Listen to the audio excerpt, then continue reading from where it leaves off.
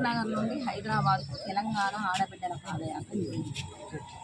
ఈ పాదయాత్రలో దాదాపుగా 500 నుండి ఇక్కడ చేరుకునేసరికి 1000 మంది మహిళలకు ఆ పాదయాత్ర అందులో పాల్గొన్నటువంటి మహిళలందరూ కూడా ఎస్సీ, ఎస్టీ, బీసీ, మైనారిటీ మహిళలు, చదువురానటువంటి మహిళలు, రోజువారీ కూలి చేసుకునే.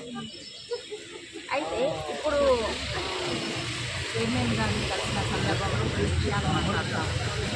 నేనేమంటున్నానంటే 280 కిలోమీటర్లు మహిళలు నడిచారు. అందులో నేను ఒక వికలాంగురాలు, ఒంటరి మహిళ. అంటే ఈ ప్రభుత్వం ఎలా గుర్తిస్తుంది అనే కాడ కూడా ఒక స్పష్టత లేనటువంటి విషయం మాకు అర్థమైంది. ఎందుకంటే 3.5 కోట్ల ఉద్యమకారులనే ధృవీకరించాల్సి ఉంటుందని చెప్పేసి ఒక మాట మాట్లాడారు. మేమేమంటున్నామంటే దీర్ఘకాలికంగా పోరాటం, తెలంగాణ ఐక్యవేదిక అయితేనేమి, తెలంగాణ యునైటెడ్ ఫ్రంట్ అయితేనేమి, తెలంగాణ ఐక్య కార్యాచరణ కమిటీ అయితేనేమి, తెలంగాణ ప్రజా ఫ్రంట్ అయితేనేమి, ఇవన్నీ కూడా మేము అంటే కొత్తగా రాజకీయ జేఏసీ ఏర్పడక ముందు చేసినటువంటి తెలంగాణ ఉద్యమం. ఈ తెలంగాణ ఉద్యమంలో మేము చేస్తున్నటువంటి క్రమంలో అన్నీ కూడా విమలక్కతో సహా అందరికీ కూడా చాలా మేరకు పార్టీ కేసులు పెట్టారు. తెలంగాణ కేసులు రానటువంటి వాళ్ళు ఉంటారు. మేమేమంటున్నామంటే ఈ ప్రభుత్వానికి నేను ఒకటే విషయాన్ని చేస్తా ఉన్నాను. 1,00,000 మందిని ఫైనల్ చేయాలి అనేది ఒకటి వాళ్ళు టార్గెట్ పెట్టుకున్నట్టుగా అనిపిస్తూ ఉంది. అది కరెక్ట్ కాదు. తెలంగాణ రాష్ట్రం వచ్చిన తర్వాత తెలంగాణ క్యాబినెట్లో మహిళా మంత్రి లేనటువంటి పరిస్థితి కేసీఆర్ గవర్నమెంట్లో జరిగింది. ఇప్పుడు కూడా ఈ ఉద్యమ కమిటీ వేసిన తర్వాత కూడా ఇందులో మహిళలు అనే వాళ్ళు కూడా లేరు.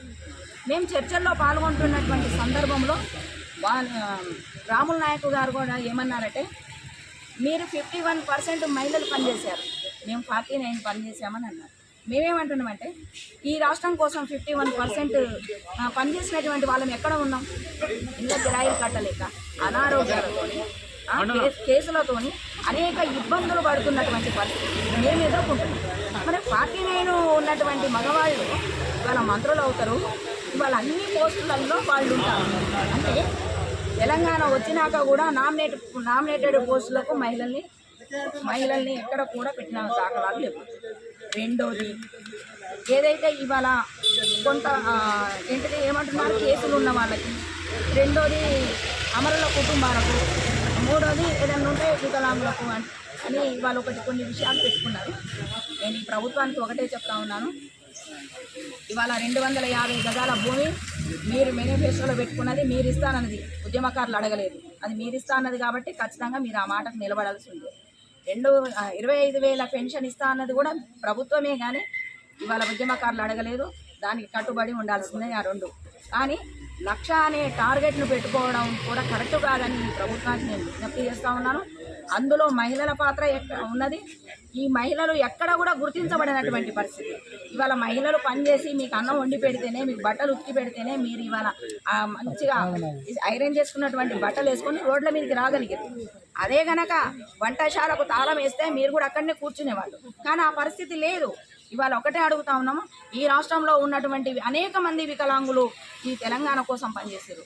అనేక మంది ఒంటరి మహిళలు, ఇవాళ నేను కానీ ఆ దేవక్క కానీ ఇంకా చాలా మంది కూడా ఈ ఉద్యమంలో తెలంగాణ ఆడబిడ్డల పాదయాత్రలో ఉన్నారు. మరి ఈ మమ్మల్ని ఎట్లా గుర్తిస్తారని కూడా మేము ఈ ప్రభుత్వాన్ని అడుగుతాం. కానీ మరో పోరాటం ఏదైతే ఉద్యమకారులకు కనుక సరిగ్గా న్యాయం జరగకపోతే అన్ని సంఘాలు కూడా తెలంగాణ యునైటెడ్ ఫ్రంట్ తప్పు ఆధ్వర్యంలో జరిగినటువంటి కార్యక్రమాలు జరగకపోతే మాత్రం మరో ఉద్యమానికి మాత్రం మేము నాంది పలుకుతామని తెలియజేస్తాం.